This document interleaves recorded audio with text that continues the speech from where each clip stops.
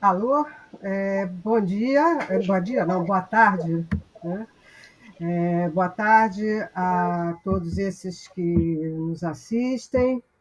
É, eu queria começar agradecendo a organização do FIS 21, né, do Fórum de Inovação na Saúde, em particular ao Dr. Josier pelo convite para que eu pudesse participar como moderadora desse painel. Eu quero também agradecer aos nossos debatedores por dividir com todos suas opiniões e experiências. Eles já foram semi-apresentados, mas de qualquer maneira vamos passar para falar de cada um deles. O primeiro que vai se apresentar é o Dr. José Gomes Temporão, que é médico sanitarista e foi ministro da Saúde nosso do Brasil entre 2007 e 2011. Foi pesquisador da Escola de Saúde Pública da Fiocruz e hoje é o diretor executivo do Instituto Sul-Americano de Governo em Saúde.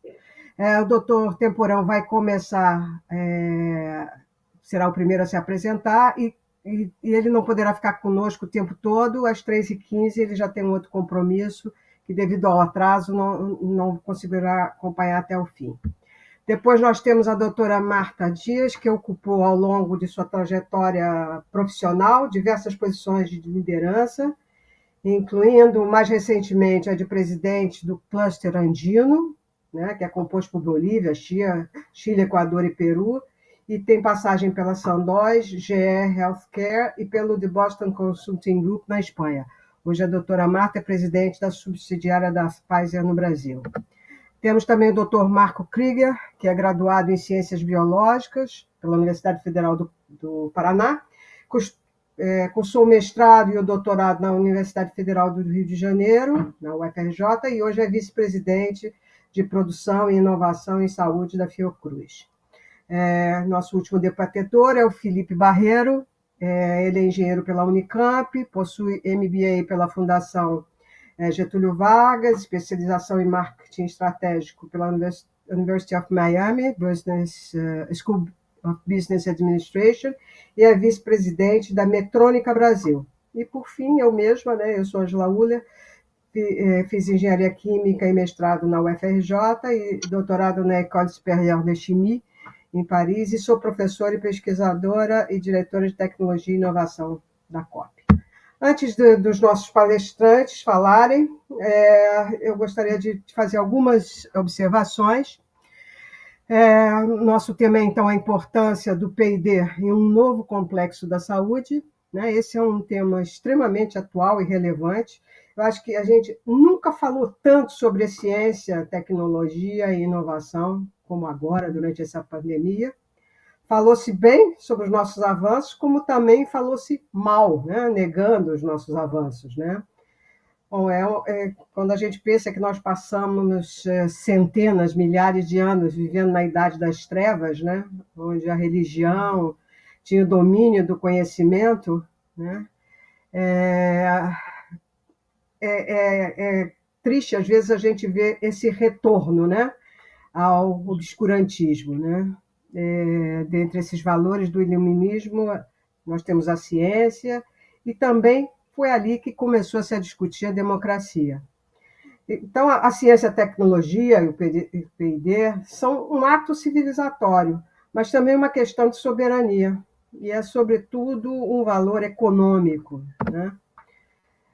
Para a gente falar do P&D no complexo industrial da saúde, é importante a gente dizer que a indústria farmacêutica competitiva, a base dela é a ciência e a tecnologia, e o seu dinamismo em pesquisa e desenvolvimento. Empresas globais investem, em média, 15% a 20% do seu faturamento em pesquisa e desenvolvimento. Mas no Brasil, a indústria farmacêutica se concentrou mais na produção de genéricos, de uma maneira geral. Né? Nós temos outras instituições, como Fiocruz, Butantan, que fazem mais do que isso. Né? E a realidade é que, mesmo que a gente tenha se focado nos genéricos, até os IFAs dos genéricos são importados. Né? Então, se a gente pensar em alguns números relevantes desse complexo, né, a gente importa farmoquímicos, medicamentos e vacinas humanas, em 2019, isso teve o valor de 8 bilhões de dólares, as nossas importações.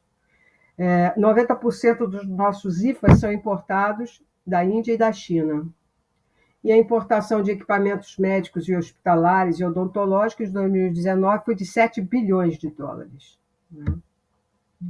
Mas durante a pandemia ficou muito evidente a nossa fragilidade.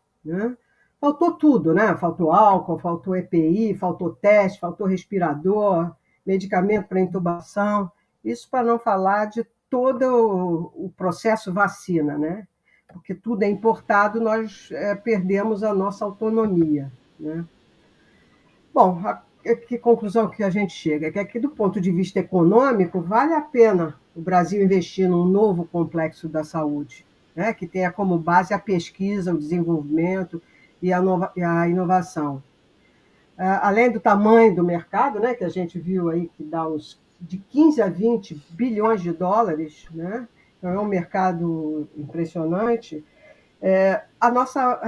Nós temos uma forte base científica nessa área. Nossos biomédicos, médicos e engenheiros são todos muito bem formados. O que a gente precisa fazer é pensar num modelo, na modelagem do negócio para ter um novo complexo da saúde no Brasil. Tem uma coisa singular em relação ao sistema brasileiro de CTI, que é, enquanto na Coreia 80% dos pesquisadores exercem suas atividades nas empresas, no Brasil 70% dos pesquisadores estão nas instituições de ciência, entre elas universidades e centros de pesquisa. Bom, o que resta para a gente fazer umas perguntas e que espero que vocês possam responder. Basta a gente ser fabricante de IFA, como a Índia e a China? É esse um modelo interessante para nós? As empresas mundiais estariam dispostas a trazer seus centros de pesquisa para o Brasil? As empresas brasileiras podem mudar a sua postura e passar a ter mais P&D aqui no Brasil? Bom, então são essas as perguntas que nos levam para a importância do P&D da indústria, do setor, do complexo da saúde. Bom, então, isso posto, eu gostaria de passar a palavra, então, ao ministro Gomes Temporão, que vai nos brindar com a sua experiência. Muito boa tarde a todos. Eu quero cumprimentar a professora Ângela, Felipe Barreiro, Marta Dias e Marco Krieger aqui, que compõem comigo essa mesa. Cumprimentar a todos que nos assistem, É um tema realmente muito relevante.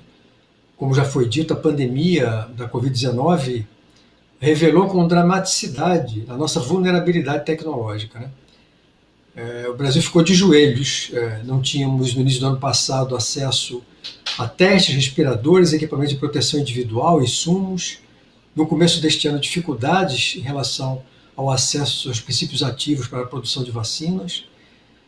E o Brasil é grande demais para que nós permaneçamos nessa situação absolutamente frágil. E eu queria fazer primeiro um diagnóstico para depois fazer algumas propostas. Acho que há consenso de que o ambiente de P&D no Brasil hoje é inadequado, ele tem barreiras críticas à produção do conhecimento e da inovação. Nós estamos assistindo uma fuga de cérebros do Brasil, nós temos um governo que ataca a ciência brasileira, fragiliza a ciência brasileira. Eu nunca pensei que fosse viver para assistir o quadro que nós estamos assistindo hoje. E nós sabemos que desenvolver e deter o conhecimento tecnológico é um fator absolutamente central para qualquer país que busque alcançar um desenvolvimento pleno e sustentável. É uma ausência continuada, a falta de uma visão estratégica de política pública que promova contínuos efetivos de pesquisa e inovação é um fator inibidor e que inviabiliza a pretensão brasileira de estar num outro patamar de desenvolvimento nesse campo. Nós prescindimos de uma política contínua, eficiente, que favoreça a pesquisa, a inovação e o desenvolvimento. Alguns dados da Pintec, que é a pesquisa de inovação do IBGE, mostram isso. Os últimos dados são do período 2015-2017, né? Houve uma queda de investimentos em pesquisa e desenvolvimento, tanto do setor público como do setor privado nesse período, né? Os gastos públicos hoje são apenas de 0,63% do PIB, os gastos privados 0,64%. Né? A Pintec também mostrou uma coisa muito preocupante: os incentivos federais em pesquisa, desenvolvimento e inovação, eles se concentram em promoção de isenções fiscais para compras de equipamentos e máquinas. E, na verdade, é um percentual muito menor que vai para atividades de fato inovadoras. Né? Então, quando você avança, coloca a lupa na questão do depósito de patentes, aí então a coisa fica mais dramática ainda. Né? O Boletim Mensal de Propriedade Industrial do INPI, de janeiro do ano passado, mostrou que em 2019 foram depositados aproximadamente 25 mil pedidos de depósito de patente. Deste total, apenas 20% foram pedidos de depósito de patente de moradores, de residentes no Brasil. 40% de pessoas físicas, 30% de universidades e instituições de pesquisa, 20% de empresas de médio e grande porte e 10% de microempresas. 30%, ou seja, 80% dos depósitos foram realizados por não residentes. Desses, 30% de patentes depositadas por empresas ou pesquisadores americanos. Agora, quando você olha o outro lado, né, o Brasil tem população, ou seja, tem escala e demanda. Tem a estrutura industrial mais importante, apesar da fragilização nos últimos anos, da América Latina. Tem excelentes universidades e institutos de pesquisa. Né? A qualidade técnica dos nossos pesquisadores é reconhecida. Tem uma boa capacidade para realizar ensaios clínicos. Tem uma agência reguladora respeitada internacionalmente. Tem o Sistema Universal de Saúde. A Índia e a China, que são os maiores produtores de princípios ativos, não têm sistema universal. Os genéricos que ainda produz não são consumidos por pelo menos metade da população indiana. Nós temos um sistema universal, temos acesso. Né? Temos agências de fomento importantes como o BNDES, a FINEP, CNPq e a CAPES, que agora estão sob ataque do governo. Né? E temos a experiência que foi implantada na minha gestão, começamos em 2008, exatamente de redução da vulnerabilidade brasileira do complexo econômico e industrial da saúde através das parcerias para o desenvolvimento produtivo, que depois foram continuadas até que em 2016, infelizmente, essa política foi interrompida e hoje se encontra absolutamente ameaçada. Ou seja, uma política que seja principalmente coordenada pelo Ministério da Saúde, usando o poder de compra do Estado e medidas inovadoras nesse campo. Eu sei que o Marco Krieger vai falar sobre a experiência da vacina da AstraZeneca, que foi uma brilhante iniciativa que exemplifica com muita clareza a importância dessa visão. Nós criamos o Grupo Executivo do Complexo Industrial da Saúde, que infelizmente foi desestruturado pelo governo. Né? Trabalhamos em conjunto com a FINEP e com o BNDES, definimos um conjunto de tecnologias a partir de um olhar epidemiológico, econômico, mas também estratégico, e fizemos parcerias entre empresas públicas de capital nacional e internacional. Conseguimos estruturar cerca de 80 parcerias nesse campo, que se interromperam em 2016. Ou seja, o Brasil tem todas as condições para deixar de ser um absorvedor passivo de tecnologias e tem todas as condições de passar a disputar a fronteira tecnológica mundial. Mas, para isso, é preciso construir no país uma capacidade tecnológica avançada de inovação nas tecnologias da saúde. Não podemos ser apenas produtores, temos que estar no seleto grupo de países que atuam na fronteira do conhecimento, temos todas as condições estruturais para isso. Nos faltam uma política de longo prazo, não de governos, uma política de Estado, uma política para 20, 30 anos que nos permita sair da situação em que nos encontramos hoje. Eram esses meus comentários iniciais. Muito obrigada, ministro. Muito obrigada, ministro. Foi muito boa a sua colocação. E ficou no tempo. Agora eu quero passar para a doutora Marta Dias, por favor. Muito obrigada e boa tarde a todos. Obrigada pelo convite de participar desta discussão tão relevante sobre pesquisa e desenvolvimento, o que é essencial para avançarmos e melhorarmos a saúde da população brasileira. Ao longo dos últimos meses, desde o início da pandemia, em março de 2020, as nossas vidas mudaram totalmente. A pandemia do Covid-19 trouxe muitos desafios para o mundo, para a população, para governos, para as companhias, para os profissionais, para os pesquisadores e gestores da área da saúde. Eu gostaria de, primeiramente, aproveitar esse momento para reconhecer o trabalho que todos em meio dessa crise de saúde fizeram. Desde que a Covid-19 surgiu, se tornou ainda mais evidente a importância de atuação das instituições como a Pfizer, que buscam trazer inovações em saúde para apoiar a sociedade como um todo. No caso específico da Pfizer, desde março de 2020, dedicamos todos os nossos esforços para trazer respostas terapêuticas que ajudassem no combate da pandemia. Por conta dessa dedicação, desempenho, em um tempo recorde, em menos de 250 dias, em parceria com BioNTech, conseguimos desenvolver, testar e aprovar uma vacina eficaz, de qualidade, segura e acessível que pudesse ajudar a combater a Covid-19. Essa conquista faz parte do DNA da inovação da Pfizer, como falava bastante de inovação também o ministro, né?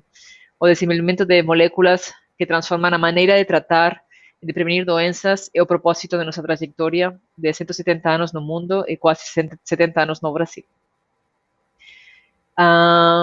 Essa tarefa de fazer o impossível se tornar possível é bastante árdua, é bastante dura, mas para a Pfizer uma missão nobre e diária é o nosso propósito como companhia. A companhia tem hoje um cenário sem precedentes, com um pipeline promissor que reúne 100 potenciais inovações que poderão mudar a vida de milhões de pacientes em todo o mundo, além da vacina COVID. É evidente quanto a Pfizer ficou bem mais conhecida por conta da nossa vacina contra a Covid-19, mas a verdade é que temos uma longa história de inovação e mudamos a forma de tratar diversas doenças. A companhia Pfizer atua para trazer avanços contra doenças em 6 áreas, a vacinas, que é bem conhecida agora, oncologia, medicina interna, doenças raras, inflamação, imunologia e área hospitalar. Temos mais de 150 medicamentos comercializados no país que ajudam milhões de pessoas. Tocamos muitas vidas e essa é uma grande honra.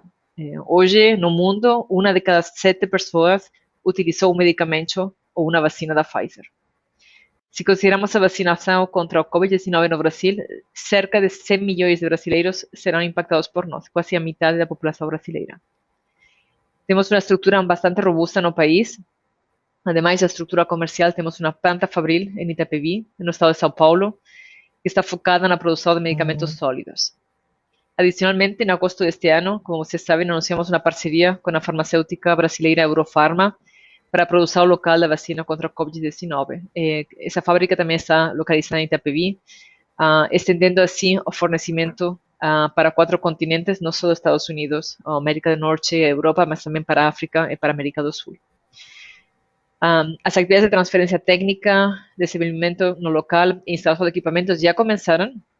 Estamos esperando que a fabricação de doses tenha começo em 2022 e em plena capacidade operacional poderemos produzir mais de 100 milhões de doses de vacinas.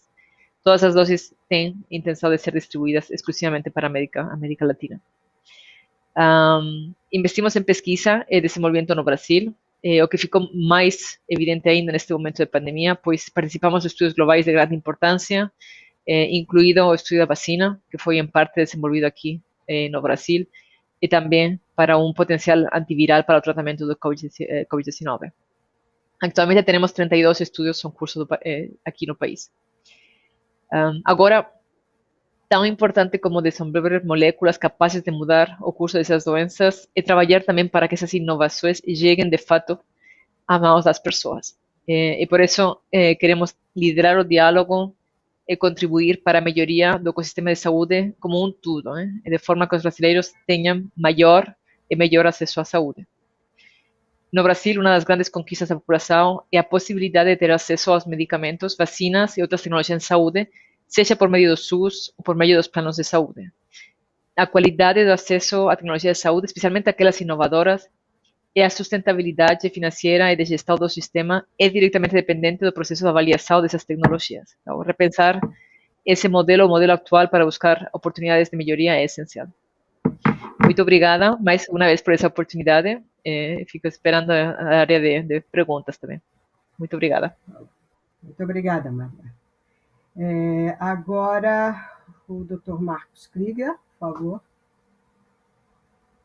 Bom, em primeiro lugar, eu queria agradecer o convite, né? Uma honra para mim estar aqui participando dessa mesa com todos os colegas tão ilustres, né? Vão nomear o ex-ministro Temporão aí, que sempre foi um exemplo aí na sua atuação como ministro, mas também como pesquisador da Fundação Oswaldo Cruz. Eu acho que nós estamos vivendo um momento muito importante, né? De discutir agora um aprendizado que tem que ser aprofundado em relação ao desenvolvimento do Brasil, né, e o uso do conhecimento científico em benefício da sociedade. Eu acho que a Fiocruz, ela nasceu, né, ela tem isso no seu DNA, foi criada 121 anos atrás, para enfrentar outras pandemias que existiam naquela época, mas muito graves também, febre amarela, peste bubônica e varíola, e nossos colegas naquela época, em 10 anos, conseguiram resolver esses problemas, e não só resolver esses problemas, como também começar uma virtuosa atividade de pesquisa científica no campo da saúde pública, né, como é o caso da descoberta do Dr. Carlos Chagas, que ocorreu também nessa mesma primeira década do século passado, onde não é o início da atividade científica no Brasil, mas, sem dúvida, é o momento em que a sociedade brasileira vê o benefício do uso do conhecimento científico para a solução dos seus problemas. E isso está muito forte na nossa atividade desde aquela época, né? A gente vivenciou muitas outras situações, né? Só para colocar aí nos últimos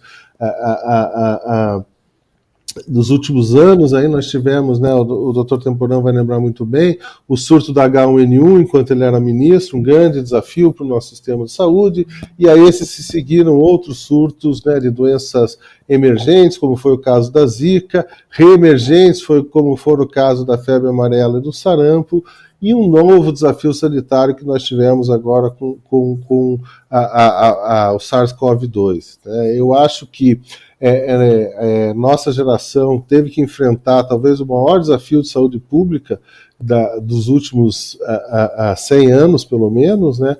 E esse maior desafio ele chegou no momento que talvez a gente tivesse muito bem preparado para esse desafio enquanto humanidade, né? Eu acho que a gente teve conquistas muito importantes, né? Eu cito algumas, por exemplo, o vírus da AIDS demorou 3 anos para ser identificado, o vírus como causador da síndrome da imunodeficiência adquirida, isso há 50 anos atrás.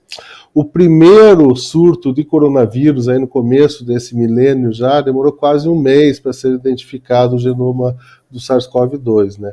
Nós, num período de 1 dia já tínhamos esse genoma, em 1 mês já estavam sendo desenhadas aí as primeiras vacinas, né? Em muito menos tempo aí do que foi necessário para identificar o vírus da AIDS, nós já tínhamos aí várias vacinas entrando em fase clínica. Isso é muito importante, né? Mostrar que esse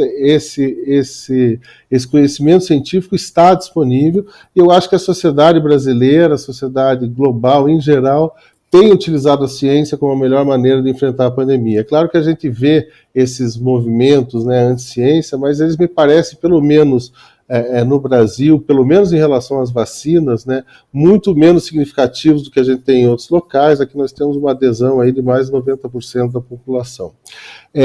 O que eu gostaria de dizer é que, primeiro, esses movimentos não aconteceram no vácuo, né? Essas vacinas, essas novas vacinas que nós estamos utilizando agora, elas estavam sendo já desenvolvidas, né, para desafios sanitários, né? Existiam iniciativas de fomento significativos para o financiamento e preparação para uma nova pandemia de uma doença X, que ainda não sabia qual seria, mas que existia a expectativa que existia. Então, a própria tecnologia de Oxford estava sendo financiada, assim como tecnologias também, como o da Moderna, também estavam sendo apoiados para esse tipo de iniciativa.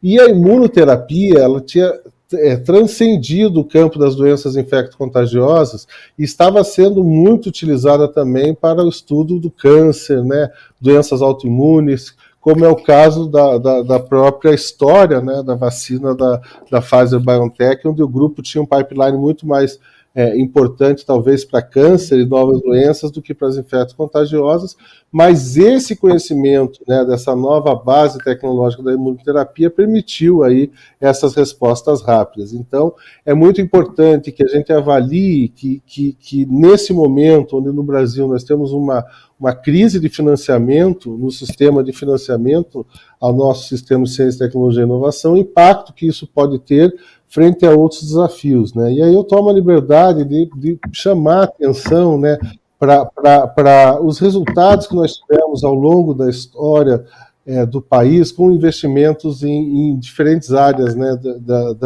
da pesquisa no Brasil.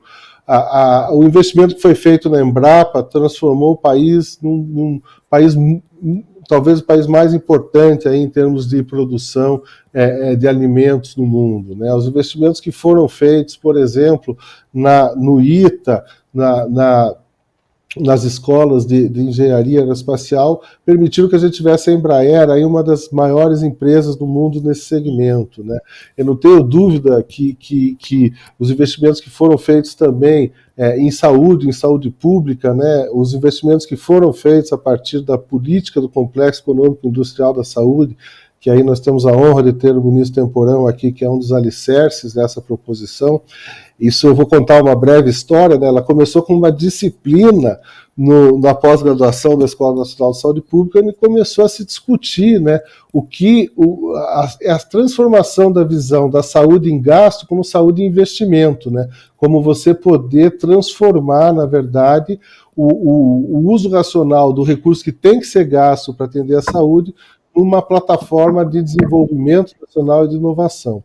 Eu acho que a inovação ela tem que ser vista de uma maneira irrestrita, a transferência de tecnologia é um modelo importante, desde que a gente receba essa tecnologia e se prepare para desenvolver novos produtos, né? Assim como também apoiar os produtos internos. Nessa situação que nós vivemos, eu acho que o legado que fica, né, e aí o caminho para finalizar essa minha primeira fala, é que nós teríamos hoje um respaldo da sociedade em relação ao uso do conhecimento científico em seu benefício, principalmente no campo da saúde. Acho que isso está muito consolidado, né?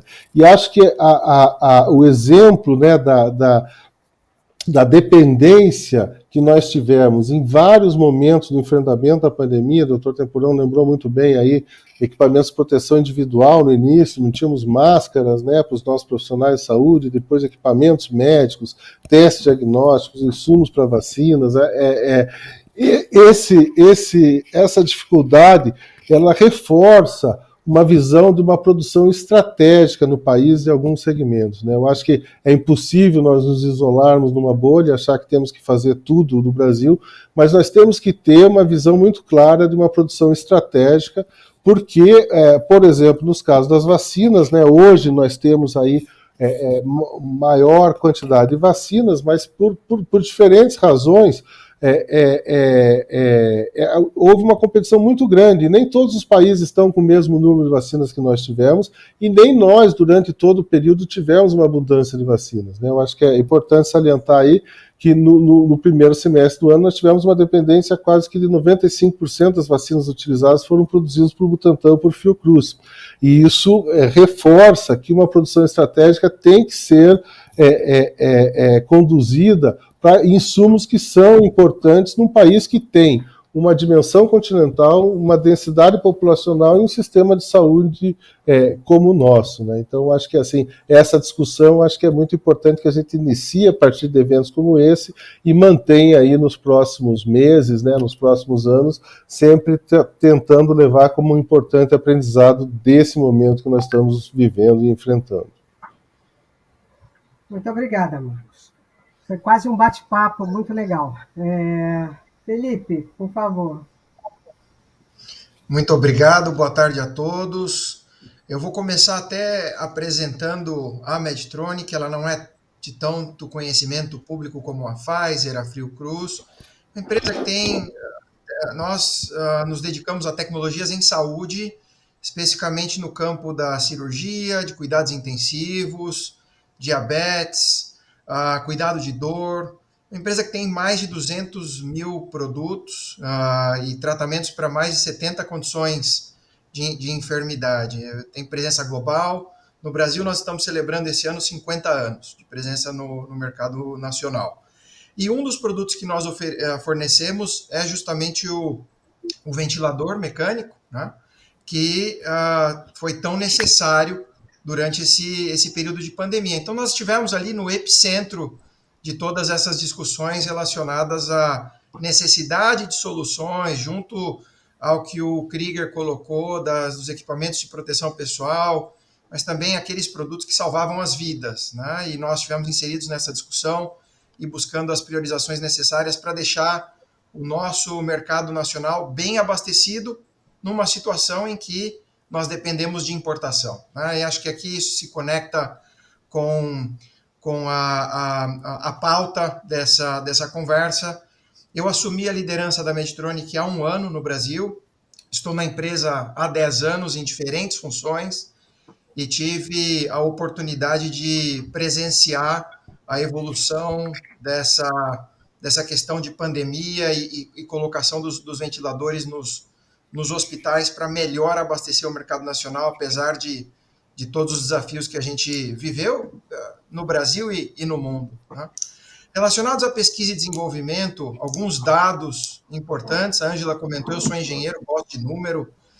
O Ministério da Economia remanejou praticamente 700 milhões de reais em créditos suplementares, originalmente destinados ao Ministério de Ciência, Tecnologia e Inovação, para outros 6 ministérios. Então, aí temos uma informação, outras prioridades, né, sem julgar aqui se a necessidade, a priorização dos recursos, mas de fato 700 milhões, falando aqui do impulso e do incentivo à inovação tecnológica, à pesquisa e desenvolvimento, são 700 milhões a menos no Ministério de Ciência, Tecnologia e Inovação. 650 milhões de reais estavam previstos para financiar bolsas, projetos em pesquisa científica. Esse orçamento foi reduzido para 90 milhões de reais, 650 para 90 milhões de reais. Nós, brasileiros, estamos muito acostumados, por questões circunstanciais, a nos desdobrarmos, atuarmos acima da média, nos flexibilizarmos, temos uma entrega, um comprometimento, mas obviamente que essas restrições impõem limitações importantes na nossa capacidade de desenvolver boas práticas.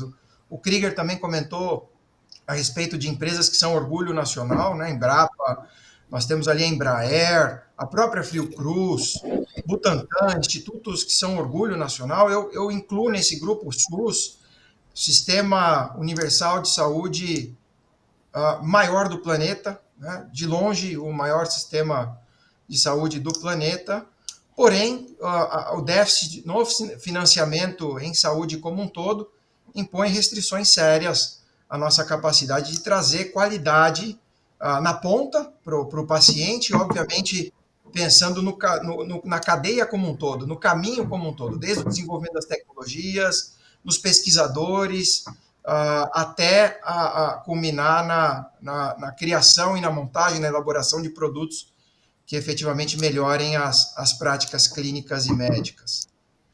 A redução do orçamento do Ministério de Ciência, Tecnologia e Inovação entre 2014 e 2018 foi na ordem de 50%. Se a gente puxar os últimos 10 anos, 84% de redução. O orçamento era de 11,5 bilhões de reais e hoje está na casa de 2 bilhões de reais. Nós mantemos, apesar dessas dificuldades, o 13º lugar em produção científica no mundo, falando de todas as áreas. Nós temos mais de 372 mil trabalhos publicados internacionalmente nos últimos 5 anos. Período aqui de 2015 a 2020. Isso equivale a 3% da produção científica global nesse mesmo período, nos últimos 5 anos. Então, acho que isso reforça e respalda a questão da habilidade do brasileiro, conversando inclusive mais cedo com a Ângela, a nossa habilidade e a nossa capacidade, o potencial realmente no território nacional de ter uma produção acima da média, apesar de todas as dificuldades que nos são impostas. Outro dado interessante, o Estado de São Paulo ainda concentra, é o maior concentrador da produção científica e tecnológica. 70% dos gastos com pesquisa e desenvolvimento ainda estão no Estado de São Paulo. Então, aqui também vejo uma oportunidade da gente difundir e ter um melhor equilíbrio em outros estados da federação, que tem universidades, condições e polos científicos com condições de desenvolver muito material para apoiar essa nossa longa jornada.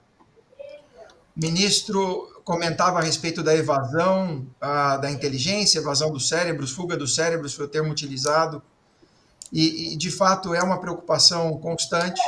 No campo acadêmico, existe uma pressão clara com a diminuição das bolsas, com a diminuição dos recursos. O Brasil não é caracterizado como um país que historicamente tem um alto índice de evasão de cérebros. Esse é um comentário, inclusive, do presidente da Sociedade Brasileira de Progresso da Ciência, o Renato Janine Ribeiro, mas, recentemente, estamos observando uma fuga mais acentuada de cérebros em função dessas restrições todas. Eu, particularmente, opino que nós temos uma longa jornada pela frente, tenho investido interesse em contribuir dentro daquilo que a Medtronic aporta e dentro do meu patriotismo para que nós tenhamos um sistema mais sustentável no Brasil, que fomente a inovação tecnológica, que fomente o desenvolvimento de novas práticas, que fomente o desenvolvimento do país como um todo, pensando no fim a fim.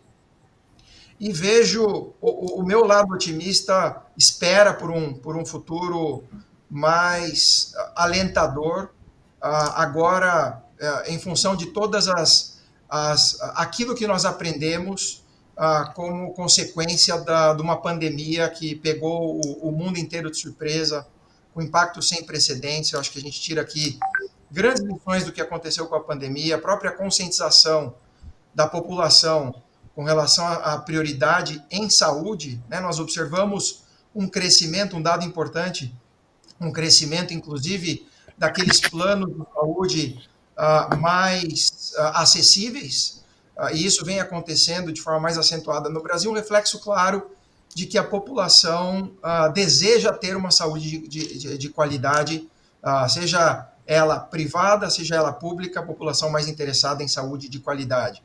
Nós temos que aproveitar essa inércia, esse momento, para alavancar uma agenda onde o investimento em todas as áreas da saúde ele seja mais intenso e mais permeado para que a gente efetivamente, encerrando também com essa contribuição, a gente tenha um ambiente, um parque no Brasil que preserve a pesquisa e desenvolvimento e que a gente atinja uma condição de, usando as palavras da Ângela, de soberania. Tá?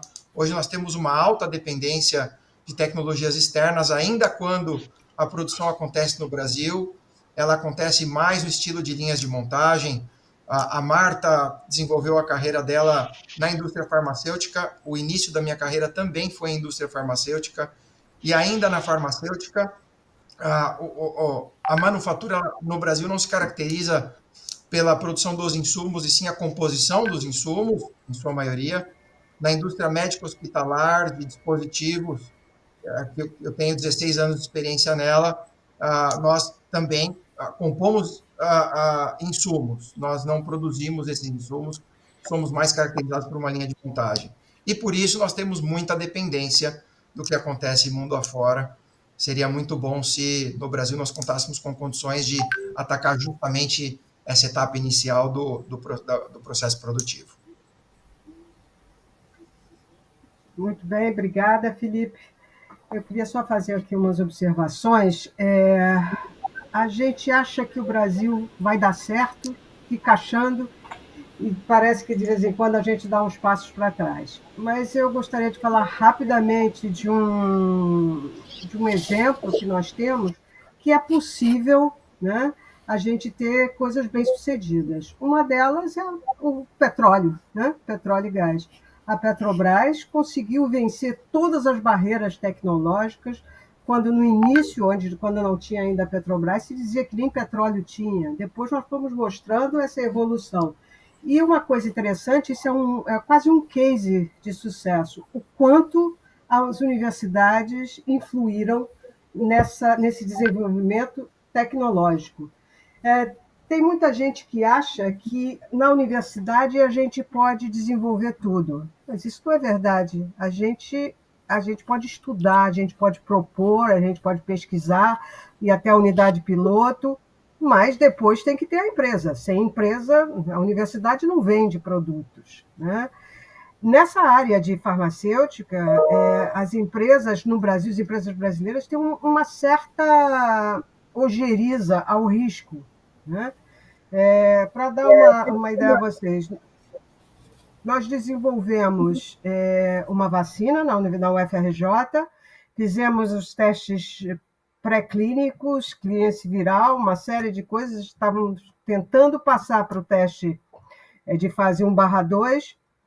Você não encontra uma empresa que queira investir, mesmo sabendo que nós temos verbas públicas que nós fomos atrás, na FAPERJ, alguma coisa do Ministério da Ciência e Tecnologia, mas é muito difícil a gente ter essa relação, né?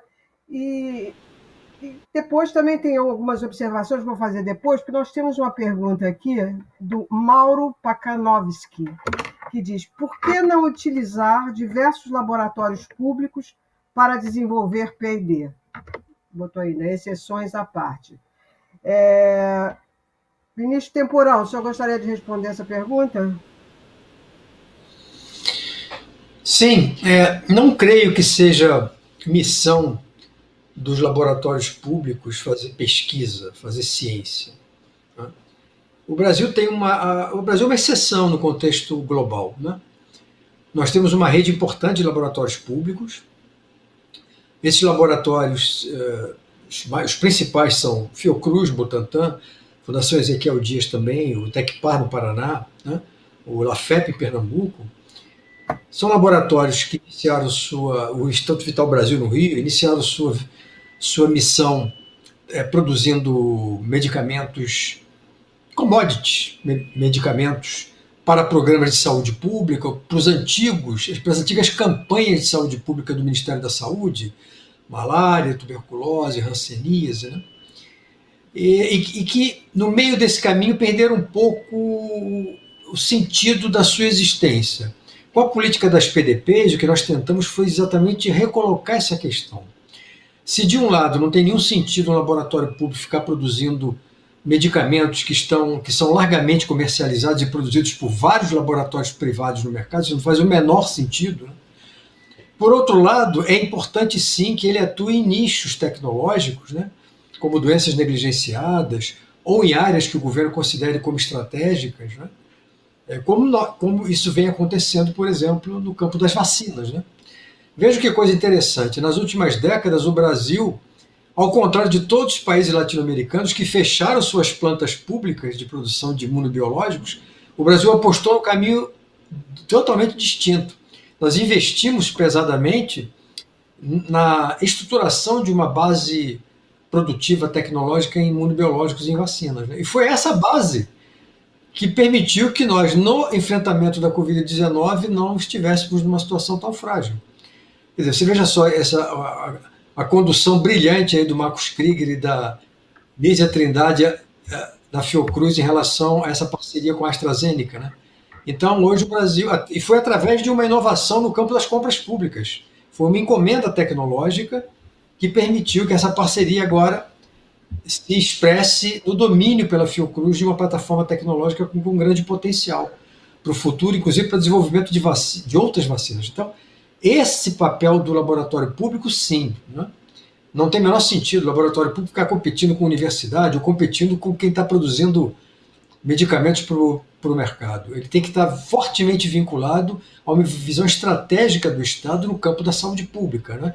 E a demonstração mais cabal de que isso, sim, pode dar certo é o exemplo da Fiocruz no campo dos genéricos para controle da AIDS, né? Que o Brasil foi pioneiro nisso, e E no campo das vacinas, como vem demonstrando com muita qualidade Fiocruz e o Butantan.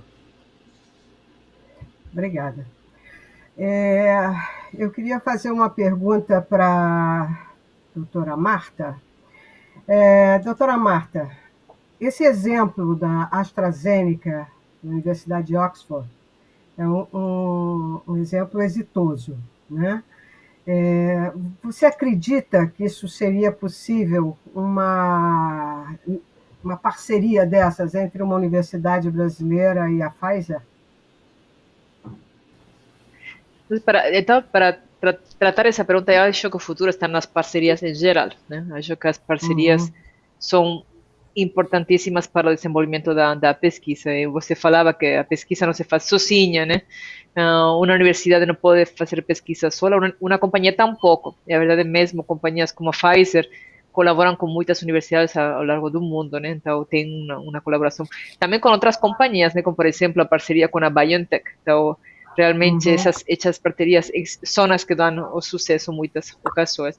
Então eu perfeitamente posso ver uma parceria da Pfizer com a universidade, como já acontece em outros lugares do mundo, né? Então para mim eu não vejo isso como algo impossível, ao contrário, acho que é bem possível. E mesmo parcerias com empresas privadas, né, como agora nós acabamos de fechar com a Eurofarma. Então, eu acho que diferentes companhias têm diferentes também fortalezas, né, fortalezas capabilities. Então, essa combinação de uma companhia, por exemplo, a companhia Pfizer, evidentemente tem a vacina de Covid, tem conhecimento dessa produção, dessa ciência. A Eurofarma tem uma potência aqui no Brasil muito grande, uma companhia muito respeitada, muito grande, com umas instalações de muita alta qualidade também, com uma capacidade de produção muito grande. Então, combinando essas fortalezas, esses pontos fortes de diferentes companhias, ou públicas ou privadas, é como nós vamos a conseguir fazer a melhor ciência. Mas talvez é importante também remarcar, o ex-ministro comentou, a importância de ter um marco regulatório, e ter um respeito por a inovação, e ter um marco regulatório que permita essa inovação. Porque a inovação é de largo prazo. Então, a inovação não acontece de um dia, né? Por exemplo, o Dr. Krieger também mencionava que todas as vacinas de Covid tiveram lugar tão rapidamente porque tem uma inovação anterior, uma pesquisa de muitos anos.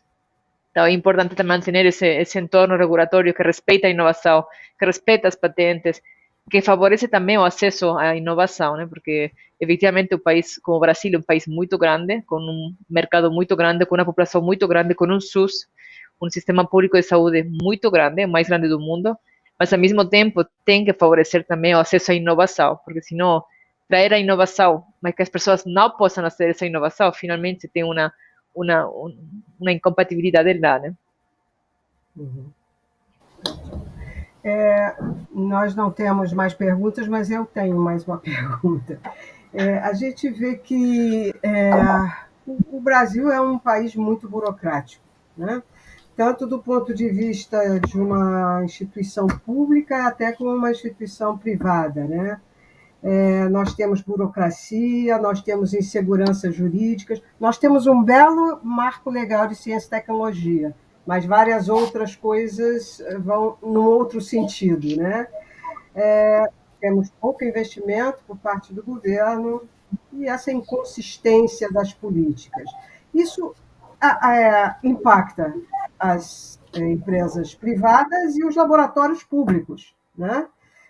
Eu queria uma avaliação dos dois. O que vocês acham que se tornaria mais atrativo fazer coisas no Brasil? Né? Vou passar para o Marco Krieger, que realmente faz as coisas no Brasil, mas tenho certeza que é impactado por isso tudo, e o Felipe, que faz as coisas, mas importa as coisas para fazer aqui. Né? Vamos lá. Bom, sem dúvida alguma, a gente tem aí os desafios, né, para fazer a nossa área de atuação no Brasil. A gente tem até comentários, né, a nossa legislação, o marco legal da ciência e tecnologia é muito importante. Mas se você for ver os países mais inovadores do mundo, aí, eles não têm o marco legal porque eles não precisam ter, né? A inovação ela tem uma importância tão grande que você não precisa provar que ela precisa ter um regime de compras diferente do regime de compras, por exemplo, de um lápis, né, para o fornecimento para a escola primária. Não que o lápis não seja importante para a escola primária, mas é que você tem que diferenciar, né, os modelos, né, e a especificidade desse processo. Então, nós estamos avançando, né, não adianta a gente trabalhar num cenário que nós não temos essas dificuldades, nós temos, e nos últimos anos temos conseguido avançar. O ministro Temporão citou aí o exemplo da encomenda tecnológica. Isso foi foi uma decisão assim, baseada numa avaliação de risco, né? Mas naquele momento a gente tinha que tomar a decisão de investir em produtos que não existiam, independente de qual produto fosse, né? Não existe na legislação brasileira permissão para que uma instituição pública inicie um processo de preparação, antecipação de produção, compra de insumos de um produto que ainda não existe. Mas a encomenda tecnológica daria essa sustentação. E nós fizemos uma avaliação de risco de não fazer a encomenda tecnológica como nós estaríamos em janeiro se nós não tivéssemos, né, em março do ano passado, começado essa discussão. Com todas as dificuldades que tivemos, eu acho que ainda assim foi muito importante, né, usarmos essa ferramenta da nossa lei, e eu acho que isso abre um caminho, né, para que a gente brigue por flexibilizar ainda mais a utilização de uma lei que é muito boa já. A nossa lei, o nosso marco legal, ele é excelente, né? A questão é convencer, talvez, todas as pessoas, num cenário que a gente vive, né, de uma certa desconfiança aí, muito medo entre os servidores públicos, por exemplo, na assinatura de um processo de compra inovador, né? Se eu estou numa sala e pergunto para os meus colegas, assim, e metade é pesquisador, metade são os nossos gestores, quem é a favor de comprar 600 mil reais sem ter que fazer um processo de licitação? Todos os pesquisadores são a favor. E todas as pessoas de gestão ficam muito incomodadas com isso. Então, a lei, eu acho que a gente não precisa melhorar mais, ela já é muito boa. O que nós precisamos é treinar e garantir aos nossos colegas, né, que esses riscos eles têm que ser feitos desde que a gente tenha condições técnicas, científicas de suportar esses projetos, né? Eu espero que a gente esteja, né, nós estamos conduzindo também na Fiocruz um certo fomento à inovação. E lá nós estamos tentando avaliar os projetos não como o dinheiro é gasto, mas como os objetivos são alcançados, né? Porque a gente no Brasil tem aqui uma sensação muito ruim de ter um projeto muito bem avaliado. Se você apresentar todas as notas e tal, ninguém vai saber se você publicou numa boa revista ou se aquele resultado gerou um produto e um emprego. Eu acho que esse é um avanço que a gente precisa fazer, essa discussão, né, de adequar a nossa atividade ao Estado brasileiro. Nós estamos no Estado brasileiro, e eu tenho a satisfação de dizer que a gente está tendo resultados muito bons, né? A Fiocruz foi selecionada para ser um polo de inovação de vacinas de nova geração, vacinas de RNA também. Eu acho que a gente está vivenciando uma revolução no campo da imunoterapia, e isso foi baseado num projeto de fomento interno que tinha feito esse pré-desenvolvimento. Assim como o nosso teste diagnóstico também é fruto de um projeto que foi financiado pela nossa inovação. Então, como eu mencionei, aí eu vou aproveitar para pedir desculpa, eu devia ter falado do petróleo, da COP, que é talvez o melhor exemplo aí desse bom resultado do investimento em ciência e tecnologia e na resposta, né, que a nossa academia dá, mas eu não tenho dúvida que nós temos que fazer isso. O problema é, nessa crise que nós estamos, né, que ela é política, ela é econômica, ela além da pandemia, é conseguir, talvez, resistir para que a gente possa vir mais forte, como já vimos, né, em muitos países, esse tipo de atividade. Desculpe falar demais, mas eu me animei. Não, nada. Eu diria que quando você falou da lei do marco legal, talvez a Marta não vá compreender, não sei se o Felipe vai, mas é aquele negócio, o problema não é o general, é o guarda da esquina, né? Não é o ministro. O ministro está de acordo com o marco, procurador, né? Essas coisas. Felipe, por favor. A minha visão complementar à do Krieger, concordo com a visão dele, então não vou ser repetitivo aqui. Vou só destacar algumas coisas importantes no contexto dessa pergunta. Eu vejo progresso em algumas áreas com relação à burocracia. Então, vou destacar aqui algumas. A ANS, Anvisa, própria Conitec, né, que tem a ver com o segmento público, vejo mais agilidade nos processos decisórios, vejo processos mais idôneos, mais transparentes, tecnologias, vou pescar a Anvisa como exemplo, tecnologias que levavam 24 meses para serem aprovadas, estão levando hoje menos de um ano. Né?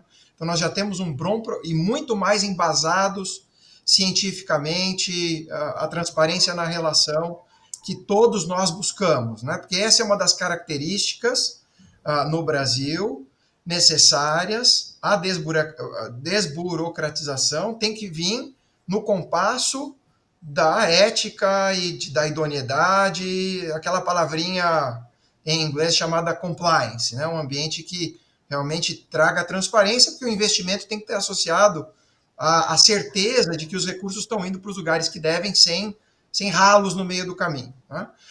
Então, tem alguns polos, vejo eu, onde a gente está conseguindo avançar para um ambiente menos burocrático. Por outro lado, no campo de pesquisa e desenvolvimento, de fato, tem um trabalho para ser feito. Temos uma lição, talvez essas boas práticas para serem replicadas nessas áreas. Com relação à tua pergunta em específico, Ângela, incertezas, volatilidade em qualquer aspecto de política pública são contrários ao interesse dos investimentos. Né? Investimentos dessa natureza em pesquisa e desenvolvimento, em inovação, em plantas de manufatura, em que quer que seja, são investimentos de longo prazo. E para que essas empresas multinacionais, eu hoje atuo numa empresa multinacional, atrair o interesse dessas empresas em investir no mercado nacional, essas políticas de longo prazo, elas precisam de estabilidade. Né? E o último fator que eu gostaria de destacar aqui é o custo Brasil. Nós temos hoje um país caro, uma carga tributária alta em comparação com outros países no mundo, concorrentes nossos, para atrair pesquisa e desenvolvimento, para atrair manufaturas. E isso também é colocado na balança, né? Obviamente, a parte financeira, o Krieger estava comentando a respeito dos gestores que torcem o nariz para a autonomia de realizar investimentos num patamar ali inferior a 600, 500 mil reais. O dólar investido, ele também ele tem um peso alto com relação à capacidade de dar retorno. O peso no Brasil ainda é muito elevado. Acho que é isso que eu gostaria de trazer complementar ao Krieger. Bom, eu acho que chegamos ao nosso tempo regulamentar, né? Eu agradeço a todos, espero que a classe que faz política esteja ouvindo isso que a gente está falando. Esse tem que ser um movimento que envolva todo mundo, sociedade, universidade, laboratórios públicos, privados, que a situação não está fácil, né? Então, temos que fazer esse movimento em conjunto. Bom, quero agradecer a vocês por suas palestras e suas opiniões. Eu acho que nós não temos mais nenhuma outra pergunta. E desejar a vocês uma boa tarde. Tá? Boa tarde a todos. Bom trabalho a todos. Obrigada. Boa tarde. Obrigada.